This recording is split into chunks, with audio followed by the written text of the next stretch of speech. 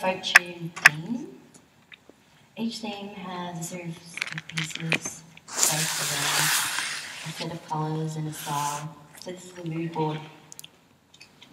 Each time Amber will send one of these. She usually says, if you've got a good idea, or she might say, let's do something with animals this time. So we are kind of on the same wavelength and it's really easy.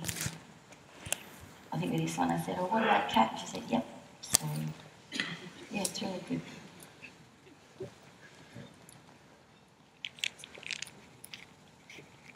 And just recently now I'm part of the drawing illustration agency, which is an extension of the National Grid. Over the past few years I've exhibited with the National Grid Gallery, so I was really happy when they launched their illustration arm. I guess in the last 2 years my work has also started to take a bit of momentum overseas. Started to get invited to be part of some exciting group shows, mostly in the States and the UK, but also in Australia as well. Sometimes I get asked, why do you think it's taking off overseas? And I'm actually not too sure, but I think it might be partly to do with Instagram. There seems to be so many artists on Instagram and visual creative people, and it's just so easy to connect with other galleries over there, like their photos. Then this is something I worked with for Element as well, with Pia, their marketing manager. It's just some cute little illustrated recipes she recently got me to do for a buyer's catalogue that they send out of their collections to the stores. So this is just hand-drawn with felt tip pen, then scanned and coloured in Photoshop. Use my Wacom to colour it. So that's pretty much where I am now. I have a few commissions to start on when I get back home and a couple of group exhibitions to work towards.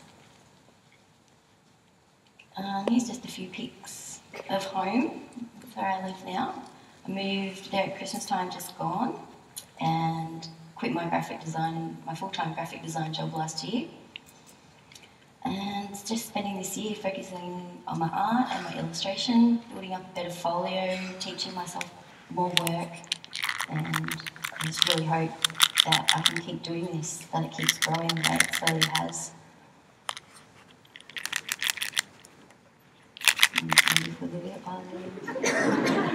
She loves the country too. There's lots of bugs for her to chase, and she gets to have me home every day now that I don't have a day job that I have to go to. Just going to give my sister and brother a bit of a quick shout out, as they've been there for my whole journey. We're really close and they're creative as well. I think we feed off each other. So she has a blog called Daydream Lily, sort of about fashion, photography, handmade, things like that. Just example of some of the work that she features of other photographers, like kind of dreamy style. A couple of her little photos, she likes to play around with photography too. And she worked with Element Eden as well. She produced an Inspired by Daydream Lily collection.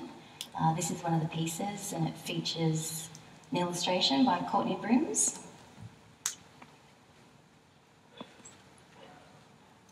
And then this is a piece from her second collection she did with them.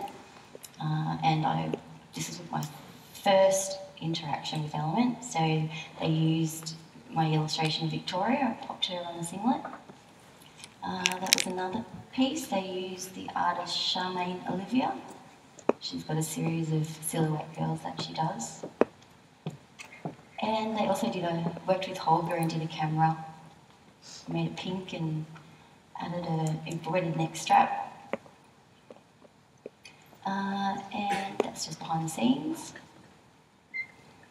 Liz was a little bit more involved with this collection than the last one. With the first one, she helped choose cuts and fabrics.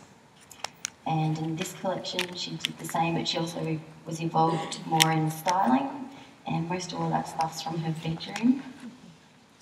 And this is my brother, Jono. He's the youngest. He's an environmental scientist by day, and enjoys playing around with photography as his creative outlet. And it's really good having a photographer for a brother because I can steal his photos and draw them. This is some of his recent work, and it's on the CD cover for Buckley Ward. Some more of his recent photos that I really like. That's my two favourite ones he's ever taken. And this is a nice portrait that he did of a lady, I can't remember her name. It was featured on some blog. It's about her house and her creative space. And this is some of the photos that he took up in the high plains in Victoria while on a hiking and fishing trip with my dad. And he wrote a little story to go with it and submitted it to Fly Life months and months ago, and it finally just got published. I'm so happy for him.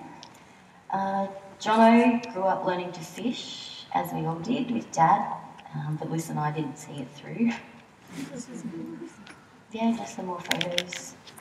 I really like the one up top, like after a hard day fishing, they're snuggling up next to the fire in some abandoned hut. And just a few more photos.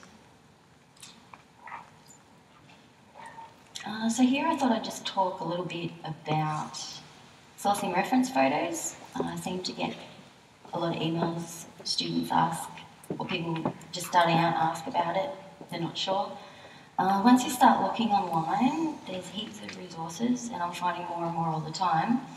This is DeviantArt. It has a massive stock library on there. There's different rules for using each image, but if you go to the photographer's site, they'll have the rules there in their journal. And they're free on DeviantArt. I'll also use paid stock libraries sometimes. This is a really good one. I wish I found it a lot earlier. It has hundreds of poses, and the pose is photographed at 360-degree angles all the way around. So you want someone like this, and you find a photo like that, but it's not quite right. It's good here because you can see from the other side that you might have needed it. And this is an example of photos. Once you buy it, you get all these photos in high res. I think to buy a set like this is only about $5, and they update their poses regularly. The Creative Commons search is another really good one. It can find you images that are licensed for artists to reuse or remix. And then there's models. I usually come across one model and they stuck on her for about a year and we'll just use her face. This is Gentle Pina, which I'm currently hooked on. I like finding models that have slightly weird features, and with her I like her big eyes and her little wobbly nose. So, a bit fat on the end. So this is an example of using the reference pics. With her, I was just walking and had an idea that I wanted to do a Victorian lady with bits and pieces in her hat that she'd found on a journey. So then I'll jump online, find all my reference photos, and sort of collage them all up in Photoshop and sort of make a composition, a rough composition of what the artwork's going to be like. Work out the colours, and then I'll work on the illustration. And this is an example of sometimes I'll just fall in love with an existing photo that a photographer's taken. This one was taken by my friend Morgana. And then I like to just add my own little twist to the photo as well. So this artwork, Saint Morgana, and sort of inspired by my friend Morgana. She's a really lovely person. And Saint Morgana here is looking after little rodents. It's sort of about everyone's beautiful, whether you're a big beautiful flamingo or you're just a little rodent you know, everyone deserves to be loved and we're all essential. So I go through stages about twice a year that I like to call my arty hissy fits. Sorry about this photo, it's probably the best one I can find to represent what it feels like.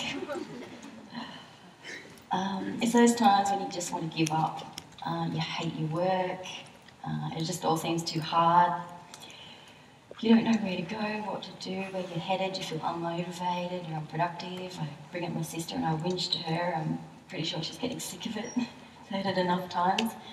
But I think when you actually go through those stages, you do a lot of internal growing that you don't realise you're doing until you've come out of it. So it's really good to remember if you do get at a point where you're really stuck, that it will pass and it's going to be okay and you'll learn a lot.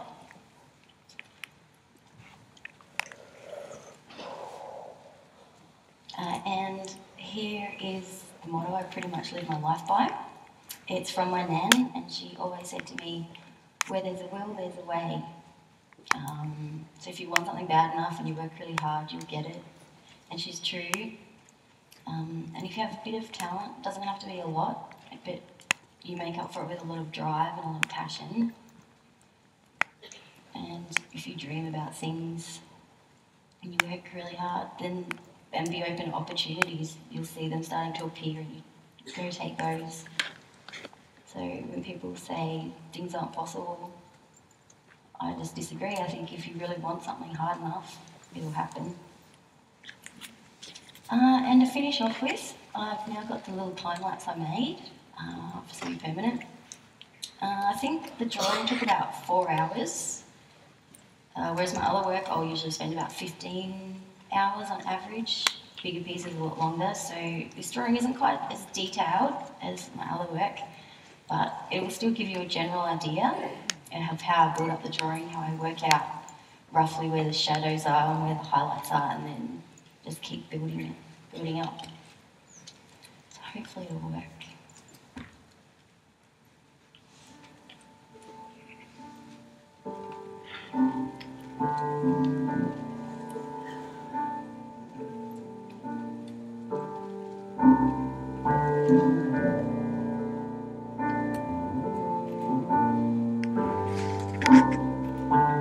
Twice I turned my back on you.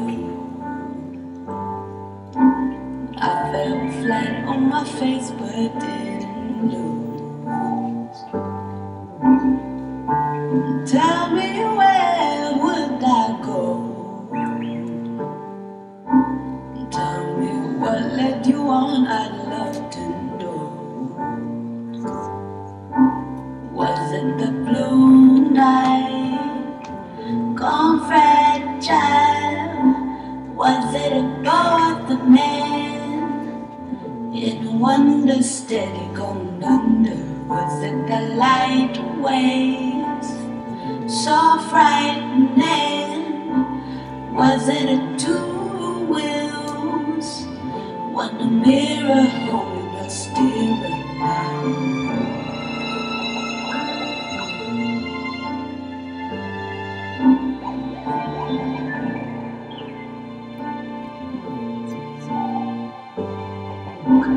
I thought I had an answer once, but your random away swept me alone. Colossal sign, so I got lost with so many lovers singing songs.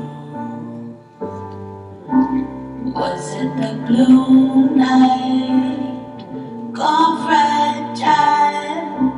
Was it aboard the man in wonder steady gone under? Was it the light waves so frightening?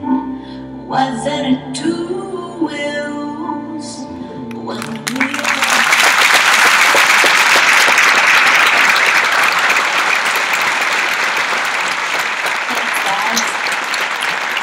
That's pretty much it. Thank you, thanks for having me, and I hope you got something from it to take away to your own creative journey.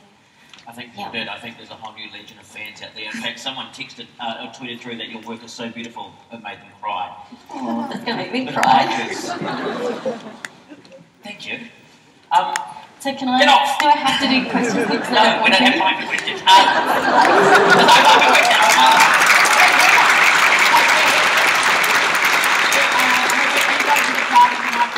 Sure am. She sure is. Look, if you've got a question for Bec, like if you make a mistake with a coloured pencil, can you rub it out? Ask her there. We've got a bit of time. Like literally, this is going to be a